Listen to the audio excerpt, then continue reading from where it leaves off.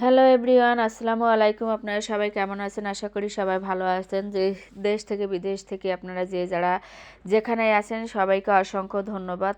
আমার ভিডিওটি শেষ পর্যন্ত দেখবেন ধৈর্য সহকারে।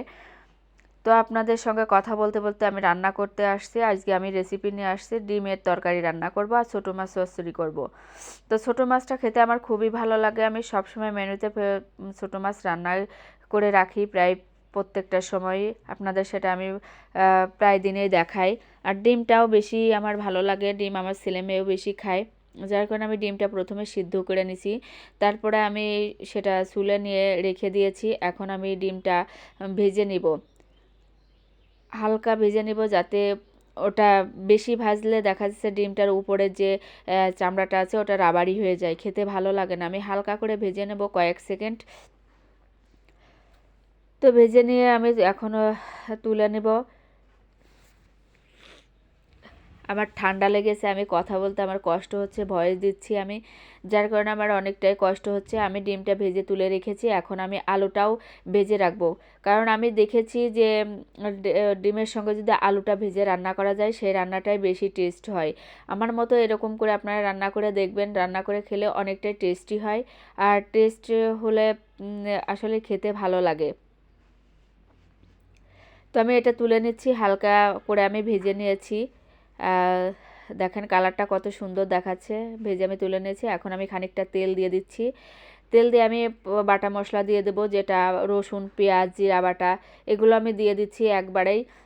বেটে রেখেছিলাম সেটা আমি ভালো করে কষিয়ে নিব। ভালো করে কষিয়ে নিয়ে আমি যখন একটু লাল লাল হয়ে যাবে তখন আমি একটু পানি অ্যাড করে দিব, যাতে মশলাটা ভালোভাবে কষানো যায়। আর সঙ্গে আমি দিয়ে দিচ্ছি আপনার হচ্ছে স্বাদ মতো লবণ দিয়ে দিলাম, হলুদ দিয়ে দিচ্ছি। মশলাগুলো আমি এখন অ্যাড করব। গুঁড়ো মরিচের দিয়েছি 3-4টা, আমি ডাল দিয়েছি মানে লবঙ্গ এলাচ। আর গুঁড়ো মরিচটাও আমি দিয়ে দিয়েছি, গুঁড়ো মরিচের গুঁড়া, শুকনো মরিচের গুঁড়া, যেটা দিয়ে আমি ভালোভাবে কষানোর জন্য নেড়ে চেড়ে দিব।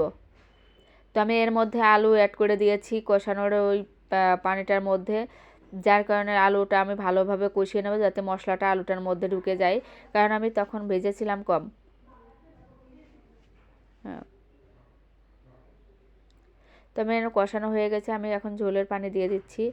আর ঝোলের পানি আমি দিয়ে দিয়ে বলক আসা পর্যন্ত অপেক্ষা করছিলাম কয়েক মিনিট। তারপর আমি দিয়েছি আপনার ডিমটা আমি ঢেলে দিয়েছি। এখন আমি দেখেন জাল করছি, কয়েক মিনিট আমি জাল করে নিব। তারপরে আমার রান্না প্রায় শেষের দিকে। তো আপনারা এইভাবে রান্না করে খাবেন, দেখবেন অনেকটাই টেস্টি হয়। কারণ ডিম ভুনাটা আমার খুবই ভালো লাগে, আমার ছেলেমেয়ে খুব পছন্দ করে, আমিও খাই, আমি প্রায়ই রান্না করি। দেখেন কালারটা কত সুন্দর আসছে।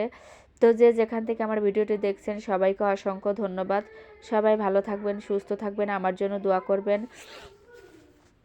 আর আমার পেজটিকে ফলো করে দিয়ে আমার পাশে থাকবেন, লাইক কমেন্ট শেয়ার করে দিবেন যদি আপনাদের কাছে ভালো লাগে। তো সবাই ভালো থাকবেন, সুস্থ থাকবেন। আসসালামু আলাইকুম।